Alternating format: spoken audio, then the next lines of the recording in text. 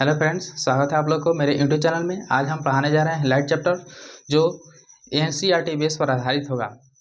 हम अपने वीडियो में बहुत सारा टॉपिक जो है पढ़ा दिए हैं और उसका प्लेलिस्ट बनाकर अपने वीडियो में डाल दिए हैं। यदि उस वीडियो को आप लोग नहीं देखे हैं तो उस वीडियो को ज़रूर देखें। जो 2019 के ग्रुप डी का एग्ज़ाम हुआ है उसमें बहुत सारा क्वेश्चन जो है पूछा हुआ है इस चैप्टर से, और यहाँ पर उसमें क्वेश्चन जो है 9th और 10th का यहाँ पर एनसीईआरटी बेस पर क्वेश्चन पूछा हुआ है। इसलिए आज हम पढ़ाने जा रहे हैं लाइट चैप्टर। और यहाँ पर देखिए, अगर आप लोग को सफलता पाना है तो सबसे पहले आपको अंदर से मोटिवेटेड रहना पड़ेगा।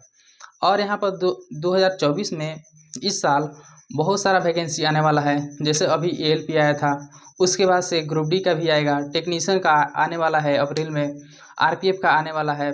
तो इसलिए आप लोग को यहाँ पर आप लोगों के अंदर जोश जुनून होना चाहिए कि हमको इस 2024 से 2025 नहीं होना चाहिए। अब यहाँ पर हम स्टार्ट करते हैं लाइट चैप्टर। अब यहाँ पर क्या, प्रकाश चैप्टर क्या है, LIGHT। इसको आप लोग शुरू से लेकर लास्ट तक देखिए। अब यहाँ पर सबसे पहले जान लेते हैं लाइट क्या है। लाइट क्या है। इस वीडियो में हम केवल कंपटीशन के दृष्टि से ही पढ़ने वाले हैं, ठीक है। ज़्यादातर यहाँ पर परिभाषा को नहीं जानेंगे। अब देखिए, प्रकाश क्या है। प्रकाश एक विद्युत चुंबकीय तरंग है। क्या है? प्रकाश एक विद्युत चुंबकीय तरंग है। क्या है? प्रकाश एक विद्युत चुंबकीय तरंग है। और यहाँ पर यह हमेशा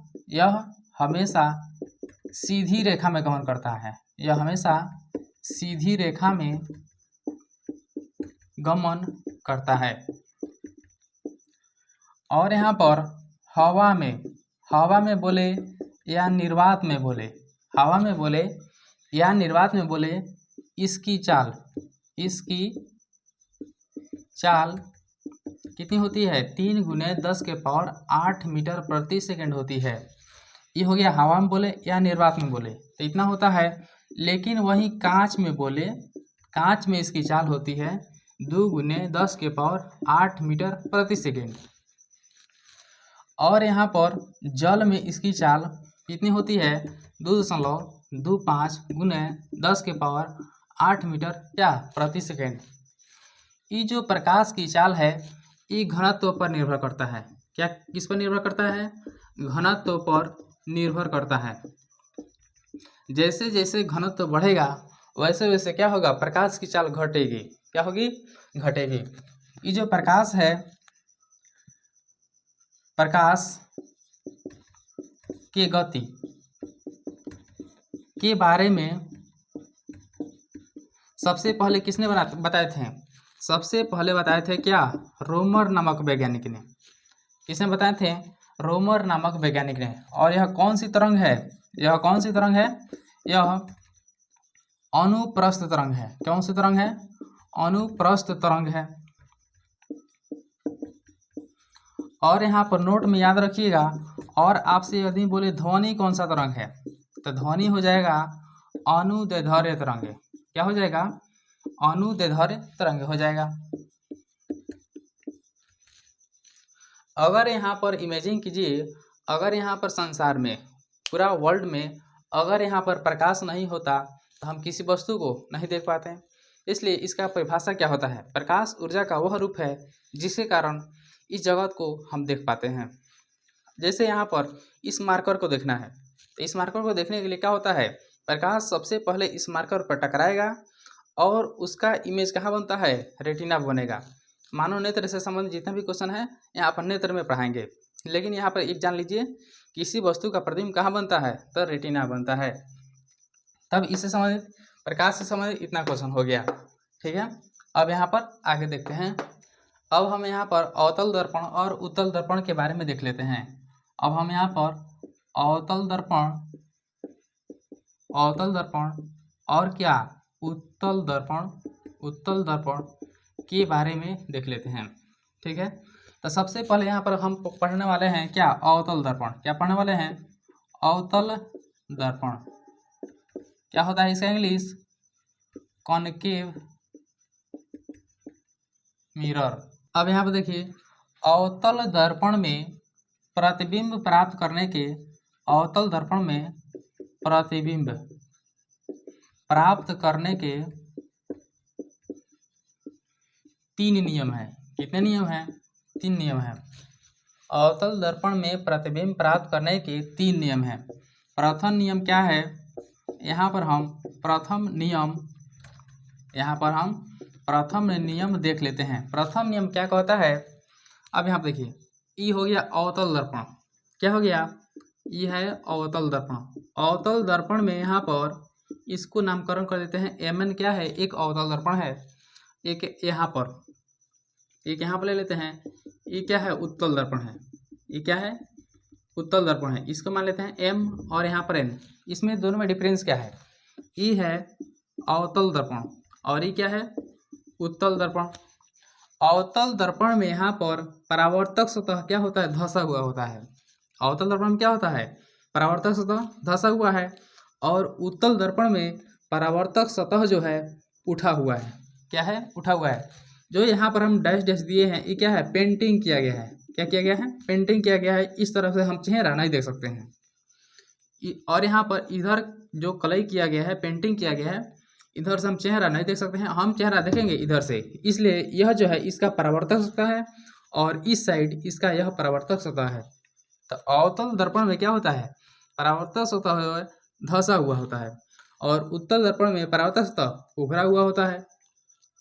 तब यहाँ पर सबसे पहले हम यहाँ पर अवतल दर्पण में प्रतिबिंब प्राप्त करेंगे, पहले नियम को देखेंगे। यहाँ पर पहला नियम कहता है, यहाँ पर मान लेते हैं ई हो गया क्या? अवतल दर्पण।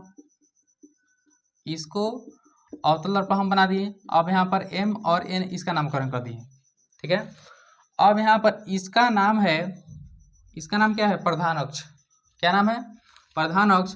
और इसको बोलते हैं क्या? ध्रुव। आप लोग इधर कहीं यहाँ पर साइड में सब यहाँ पर लिख लीजिए। जैसे यहाँ पर ये बना देते हैं अवतल दर्पण। क्या बना दिए? अवतल दर्पण। इसका नामकरण हम कर देते हैं Mn। क्या कर दिए? Mn अवतल दर्पण हो गया। इसका परावर्तक सतह धंसा हुआ होता है। और जो है E, इसको मानते हैं P। ये क्या है? P है। अब यहाँ देखिए Mn क्या है? दर्पण का द्वारक है। Mn को हम क्या बोलते हैं? दर्पण का द्वारक। इसमें P को क्या बोलते हैं? P को दर्पण का ध्रुव बोलते हैं। P जो है इस बिंदु को हम क्या बोलते हैं? ध्रुव बोलते हैं। और यहाँ पर मान लेते हैं, यहाँ पर K है। K है अनंत पर कोई बिंदु मान लेते हैं K है। तो इस K और P, तो हम KP को क्या बोलेंगे? प्रधान अक्ष। प्रधान अक्ष। KP को क्या बोलेंगे? प्रधान अक्ष बोलेंगे। और यहाँ पर कोई बिंदु है F, तो F को बोलते हैं मुख्य फोकस। क्या बोलते हैं? मुख्य फोकस बोलते हैं। और यहाँ पर देखिए, यहाँ पर कोई बस बिंदु है C, तो C को बोलते हैं वक्रता केंद्र। क्या बोलते हैं? C को बोलते हैं हम वक्रता केंद्र बोलते हैं। और इतना हो गया।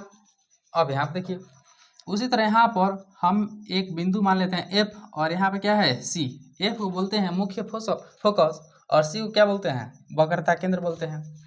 तो प्रथम नियम यही कहता है, अगर यहाँ पर कोई प्रकाश किरण, ये क्या है? प्रकाश किरण है। अगर कोई प्रकाश किरण प्रधान अक्ष के समानांतर आती है तो दर्पण के द्वारक से टकराकर वह हमेशा मुख्य फोकस से होकर जाएगी। पहला नियम क्या कहता है?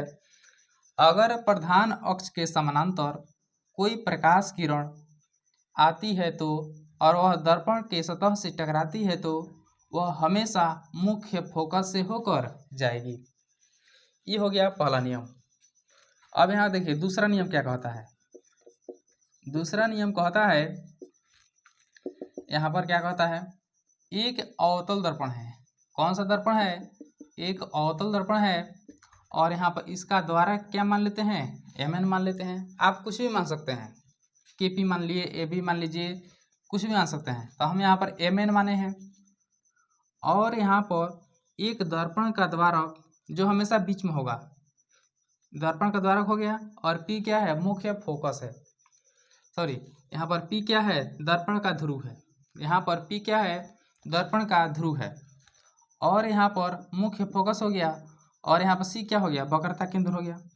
तो दूसरा नियम यही कहता है, अगर प्रकाश किरण वक्रता केंद्र से होकर जाएगा, अगर प्रकाश किरण वक्रता केंद्र से होकर जाएगा तो परावर्तन के बाद हमेशा वक्रता केंद्र से ही लौट जाएगा। क्या होगा, वक्रता केंद्र से ही लौट जाएगा। दूसरा नियम क्या कहता है, अगर प्रकाश किरण को हम वक्रता केंद्र से होकर गुजारें तो वह हमेशा परावर्तन के बाद किससे होकर लौटेगा, वक्रता केंद्र से ही लौटेगा। तो ये हो गया दूसरा नियम। और यहाँ पर इसको हम मिटाते हैं, इसको मिटाते हैं, और यहाँ पर तीसरा नियम यहाँ पर देख लेते हैं। अब यहाँ पर हम देख लेते हैं तीसरा नियम क्या है। तीसरा नियम क्या कहता है, तीसरा नियम कहता है, अगर एक यहाँ पर अवतल दर्पण ले लेते हैं, क्या ले लेते हैं, अवतल दर्पण ले लेते हैं, और ये क्या हो गया, दर्पण का प्रधान अक्ष हो गया। ये क्या हो गया, प्रधान अक्ष हो गया। और P जो है दर्पण का क्या है, ध्रुव है। और यहाँ पर मुख्य फोकस हो गया, और क्या हो गया, वक्रता केंद्र हो गया। तो तीसरा नियम यही कहता है, अगर प्रकाश किरण को हम किससे गुजारें, मुख्य फोकस से होकर गुजारें, अगर प्रकाश किरण को हम मुख्य फोकस से होकर गुजारें तो यह हमेशा प्रधान अक्ष के समानांतर जाएगा।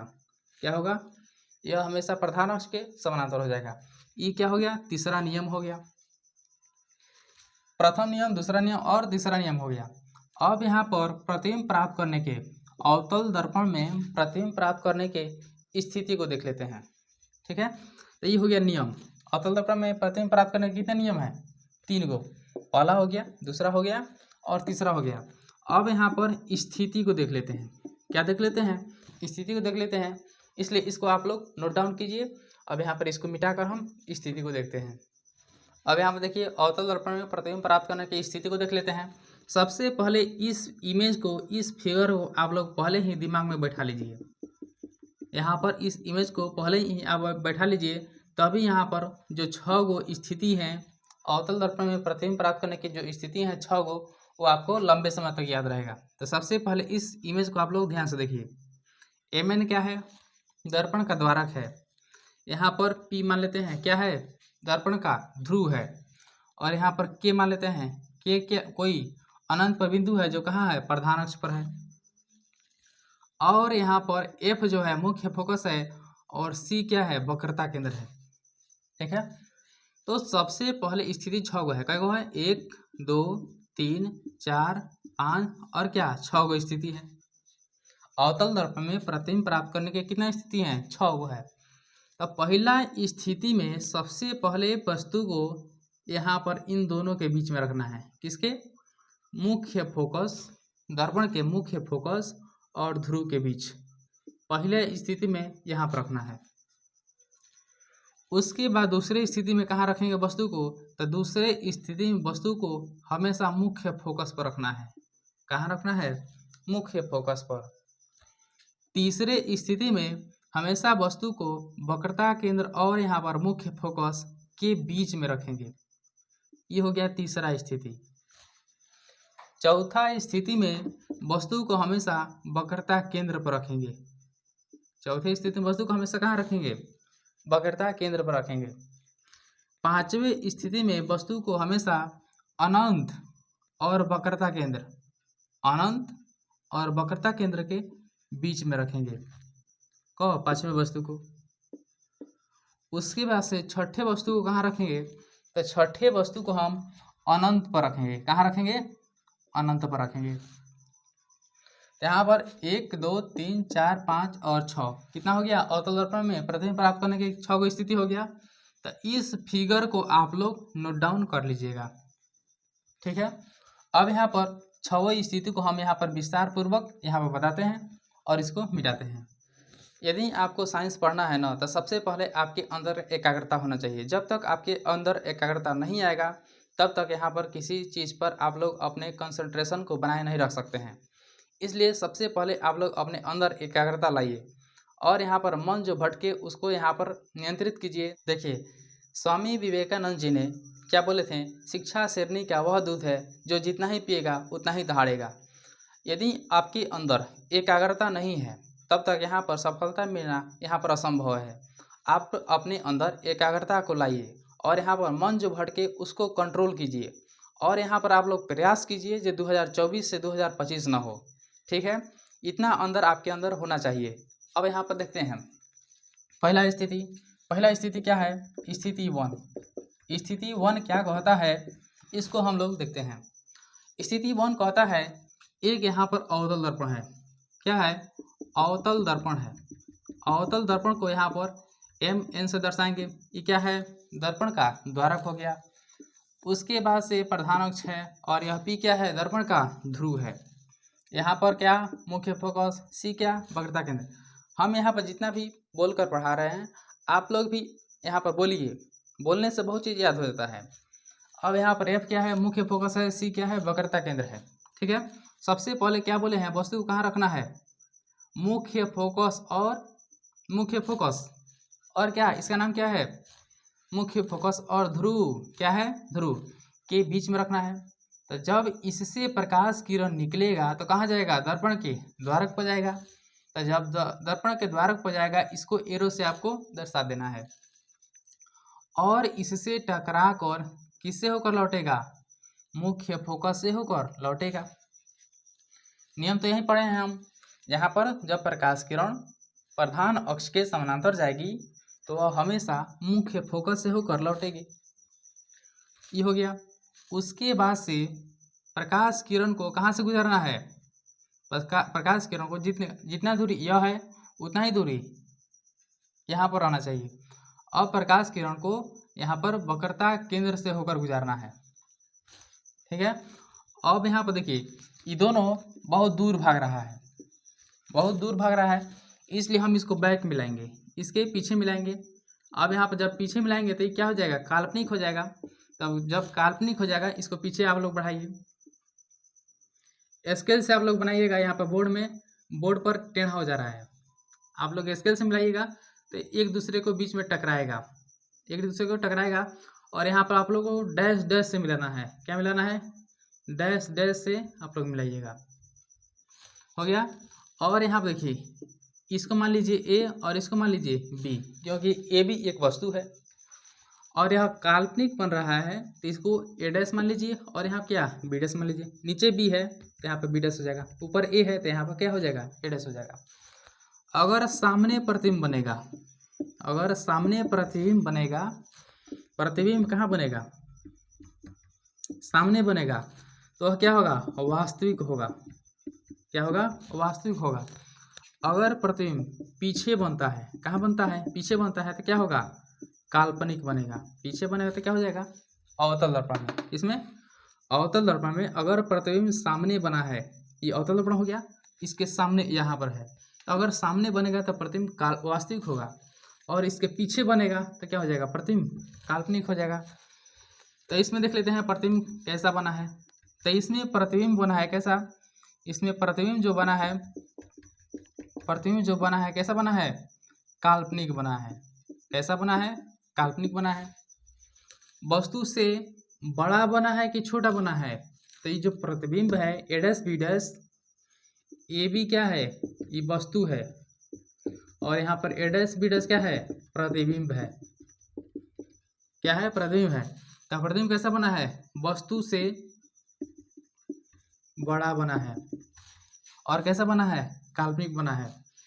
उसके बाद से कैसा बना है, सीधा बना है। ठीक है, इसको यहाँ पर नोट में याद रखिएगा। जब प्रतिबिंब वास्तविक बनेगा तो हमेशा प्रतिबिंब उल्टा होगा। कैसा होगा, अगर यहाँ पर काल्पनिक बनेगा तो प्रतिबिंब हमेशा सीधा होगा। कैसा होगा, सीधा होगा। इसको नोट में आप लोग दिमाग में बैठा लीजिएगा। अगर यहाँ पर वास्तविक प्रतिबिंब बना है तो समझिए यहाँ पर प्रतिबिंब उल्टे ही होगा, और यहाँ पर प्रतिबिंब काल्पनिक बना है तो समझिए यहाँ पर प्रतिबिंब सीधा ही होगा।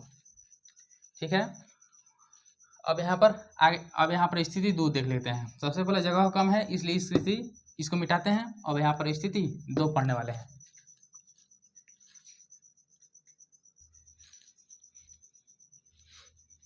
अब हम यहाँ पर स्थिति अब हम यहाँ पर स्थिति 2 को देख लेते हैं। क्या देख लेते हैं? स्थिति 2। स्थिति 2 को देख लेते हैं। स्थिति 2 में क्या कहता है? एक अवतल दर्पण है। क्या है? अवतल दर्पण है। यदि आप लोग पढ़ते हैं, कहीं रूम लेकर घर से दूर रहकर पढ़ते हैं आप लोग, तो यहाँ पर आप लोग इधर उधर का वीडियो मत देखिए। यहाँ पर इधर उधर का वीडियो मत देखिए, क्योंकि यहाँ पर जो पैसा है जो आप लोग को घर से मिलता है वो पैसा बहुत कठिनाई से मिलता है। इसलिए आप लोग को पैसा को सही जगह उपयोग कीजिए और समय को भी सही जगह उपयोग कीजिए। जब आप लोग सफल हो जाइएगा तब यहाँ पर इधर उधर करते रहिएगा, ठीक है ना। उसके बाद से अब देखिए, यहाँ पर के मान लेते हैं और यहाँ पर एम मान लेते हैं। ये क्या हो गया? दर्पण का द्वारक हो गया। ये क्या हो गया? दर्पण का द्वारक हो गया। स्थिति 2 को हम देखते हैं। यहाँ पर पी क्या होगा? ध्रुव हो गया। यहाँ पर इसको मान लेते हैं। यहाँ पर देखिए, इसको एम मानना है, इसको एन मानना है, इसको मान लेते हैं, के मान लेते हैं। अनंत पर कोई बिंदु है जो कहाँ है? प्रधान अक्ष पर है। पी क्या है? दर्पण का ध्रुव है। एफ क्या है? मुख्य फोकस है। सी क्या है? वक्रता केंद्र है। पहला स्थिति में तो वस्तु को हम मुख्य फोकस और ध्रुव के बीच में रख लिए हैं। दूसरे स्थिति में कहाँ रखना है? मुख्य फोकस पर रखना है। कहाँ रखना है वस्तु को? यहाँ पर मुख्य फोकस पर रखना है। तो चलिए मुख्य फोकस पर रख दीजिए, रख दिए। अब यहाँ पर जब प्रकाश किरण इससे निकलेगा तो कहाँ टकराएगा? दर्पण के द्वारक पर टकराएगा। टकराएगा तो सीधे कहाँ से लौटेगा? मुख्य फोकस से होकर लौटेगा। तो मुख्य फोकस से होकर लौटा दीजिए। उसके बाद से प्रकाश किरण को किससे होकर गुजारना है? वक्रता केंद्र से। कहाँ से? वक्रता केंद्र से, ठीक है। स्केल से आप लोग बनाइएगा। अब यहाँ पर प्रकाश किरण को जैसे यहाँ पर वक्रता केंद्र से लौटाएंगे, इसको यहाँ पर वक्रता केंद्र से लौटाएंगे तो इसी पर यहाँ पर वक्रता केंद्र से जाएगा तो फिर इसी पर परावर्तित हो जाएगा और यहाँ पर इसको मिलाने से कहीं ना कहीं क्रॉस करेगा। इसको मिलाने से कहीं ना कहीं क्रॉस करेगा। क्या करेगा? कहीं ना कहीं क्रॉस करेगा। इसलिए इसको आप लोग मिलाना नहीं है। क्या करना है? मिलाना नहीं है, क्योंकि यह बहुत दूर यहाँ पर अनंत पर क्या करेगा? क्रॉस करेगा। इसलिए आप लोगों को यहाँ पर इस तरह आगे बढ़ा दीजिए। आगे बढ़ा देने थे, उसके बाद से देखिए इसका वस्तु का प्रतिबिंब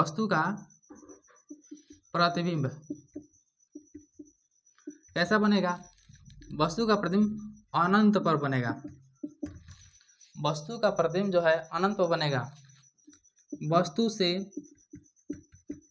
बड़ा बनेगा। और कैसा बनेगा? आगे बना है तो वास्तविक बनेगा, और जहाँ वास्तविक रहेगा वहाँ क्या होगा? उल्टा होगा। तब वस्तु का प्रतिबिंब कैसा बनेगा? उल्टा बनेगा। कैसा होगा? वास्तविक होगा और वस्तु से बड़ा होगा। और कहाँ? अनंत पर बनेगा, ठीक है। अब यहाँ पर स्थिति 2 हो गया। अब स्थिति 3, इसको मिटाकर स्थिति 3 को देख लेते हैं। अब यहाँ पर हम देखते हैं स्थिति 3।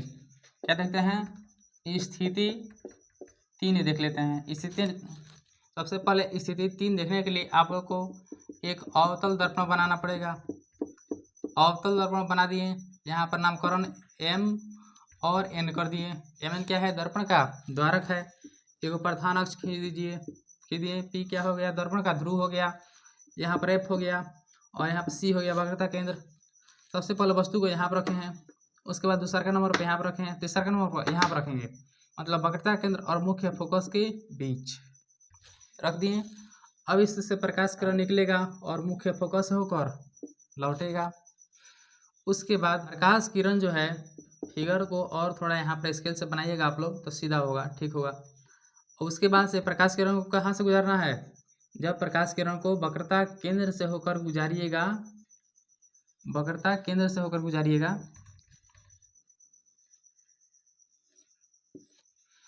तो यहाँ पर इसी पर होकर लौट जाएगा। नियम यही ना है? नियम 2, स्थिति वक्रता केंद्र से जब लौटेगा प्रकाश किरण तो फिर इसी पर जाएगा और इसी पर लौटेगा। अब यहाँ पर इसका प्रतिबिंब कहाँ बनता है? इस स्थिति में जब वस्तु को हम वक्रता केंद्र और मुख्य फोकस के बीच ए बी कोई वस्तु रखते हैं तो इसका प्रतिबिंब अनंत और वक्रता केंद्र के बीच बनता है। कहाँ बनता है? नीचे सटा हुआ प्रधान अक्ष बी है तो यहाँ पे कितना हो जाएगा? B dash. यहाँ पर ऊपर है तो यहाँ क्या हो जाएगा? ए डैश हो जाएगा। तो इसका प्रतिबिंब कैसा बनेगा? प्रतिबिंब, इस स्थिति में इसका प्रतिबिंब कहाँ बनेगा? वस्तु कहाँ रखे हैं? वक्रता केंद्र और मुख्य फोकस के बीच रखे हैं। तो इसका प्रतिबिंब जो है, इसका प्रतिबिंब वक्रता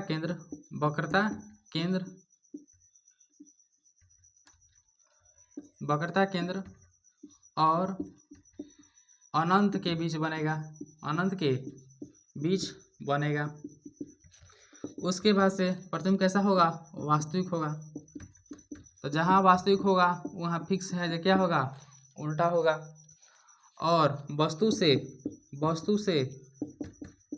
बड़ा बनेगा। प्रतिबिंब कैसा बनेगा? वस्तु से बड़ा बनेगा। स्थिति अब 3 हो गया। स्थिति 4 को देखते हैं, इसको मिटाकर। अब यहाँ पर हम देखते हैं स्थिति 4। स्थिति 4 क्या है? स्थिति 4, एक यहाँ पर अवतल दर्पण बनाइए,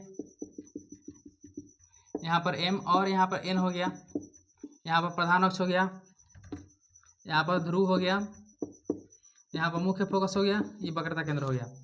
वस्तु को पहले 1 नंबर पर यहाँ पर रखे हैं, 2 नंबर पर यहाँ पर रखे हैं, 3 नंबर पर यहाँ पर रखे हैं। अब 4 नंबर पर कहाँ रखना है? वक्रता केंद्र पर रखना है। तब वक्रता केंद्र पर रख दिए।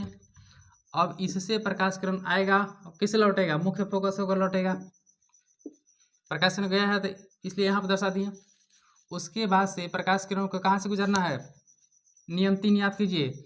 जब प्रकाश किरण को मुख्य फोकस होकर गुजारते हैं तो यह प्रधान अक्ष के समानांतर हो जाता है। किसको हो जाता है? प्रधान अक्ष के समानांतर हो जाता है। तो इसको और इसको मिलाइएगा तो हमेशा यहाँ पर 90 डिग्री का एंगल बनेगा। कितना बनेगा? 90 डिग्री का। यहाँ पर ए मान लीजिए और यहाँ पर क्या मान लीजिए? बी मान लीजिए। और यहाँ क्या?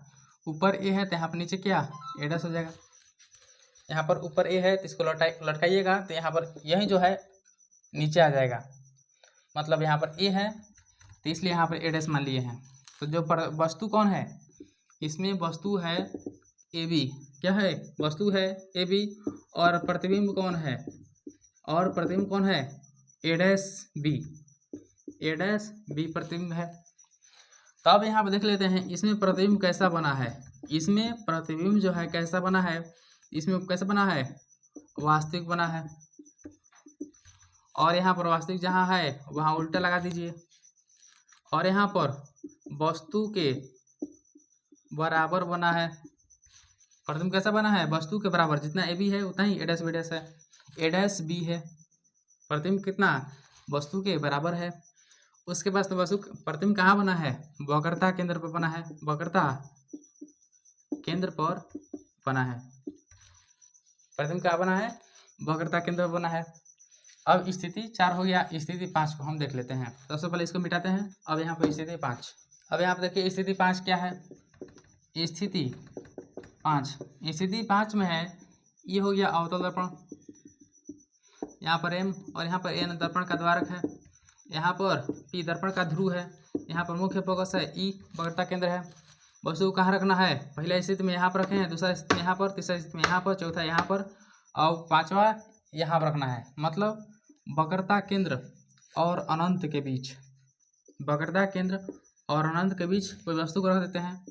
तब यहाँ पर इससे प्रकाश किरण आएगा और मुख्य फोकस होकर लौटेगा। वस्तु कहाँ रखे हैं? वक्रता केंद्र और अनंत के बीच वस्तु को रखे हैं। कौन वस्तु? A B. इससे प्रकाश किरण यहाँ पर सी से होकर जाएगा, सी से होकर जाएगा और फिर सी ए पर लौट जाएगा। तो यहाँ पर इसको मिला दीजिए लंबवत। जब लंबवत मिलाएंगे तो यहाँ पर बी है तो यहाँ पर कितना हो जाएगा? B dash. यहाँ पर ए है तो कितना हो जाएगा? ए डैश हो जाएगा। अब यहाँ पर प्रतिबिंब कैसा बना है? प्रतिबिंब जो है कैसा बना है? वास्तविक बना है। प्रतिबिंब कैसा बना है? इस स्थिति में वास्तविक बना है, उल्टा बना है। जहाँ वास्तविक रहेगा वहाँ उल्टा होगा। और यहाँ पर वस्तु जो है, प्रतिबिंब कैसा बना है? वस्तु से छोटा बना है, वस्तु से छोटा बना है। यहाँ पर देखने से पता चल जाता है ए बी जो है बड़ा है और ए डैश बी डैश छोटा है। तब प्रतिबिंब जो है वस्तु से छोटा बना है। और कहाँ बना है? तो वक्रता केंद्र और मुख्य फोकस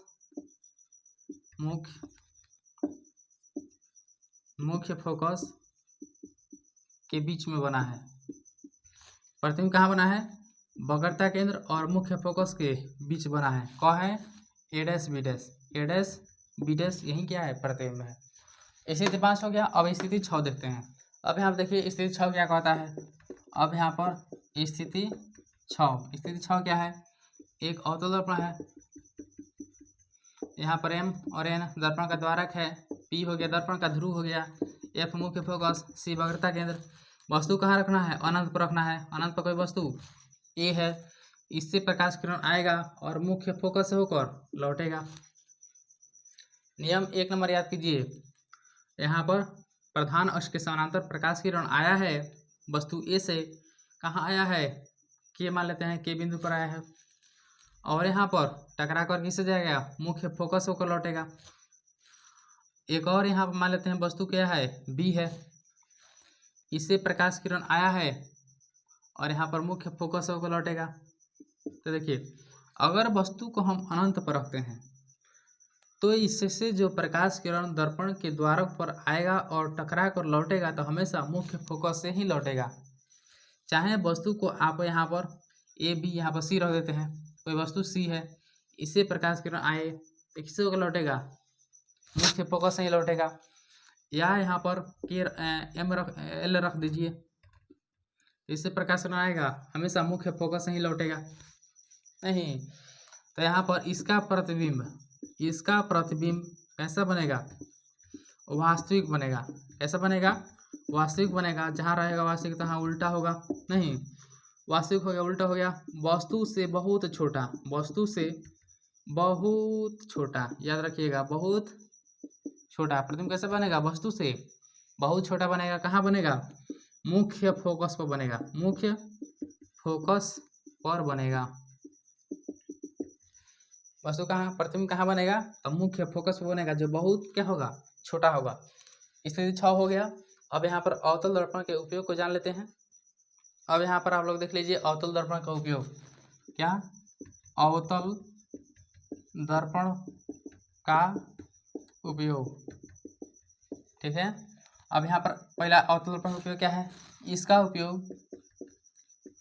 उपयोग हजामती दर्पण में किया जाता है। इसका उपयोग हजामती दर्पण में किया जाता है। इसका उपयोग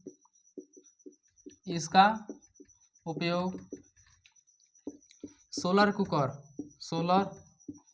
कुकर में किया जाता है। खाना बनाने वाला सोलर कुकर।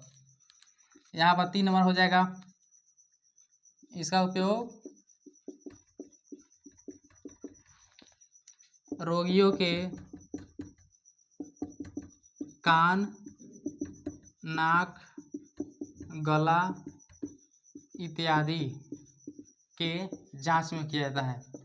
किसका? अवतल दर्पण का उपयोग। यहाँ पर चौथा क्या हो जाएगा? इसका उपयोग टॉर्च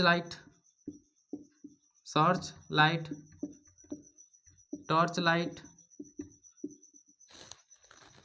वाहनों के दीपों इत्यादि में किया जाता है। बस इसका उपयोग हो गया। अब यहाँ पर हम बस हो गया। अब यहाँ पर अवतल दर्पण के बारे में पूरा यहाँ पर विस्तार से पढ़ लिए। अब यहाँ पर उत्तल दर्पण के बारे में नेक्स्ट क्लास में पढ़ने वाले हैं। इसलिए आप लोग हमारे चैनल से जुड़े रहें और अच्छा लगे तो लाइक एंड सब्सक्राइब करें और अच्छा नहीं लगे तो मत कीजिए।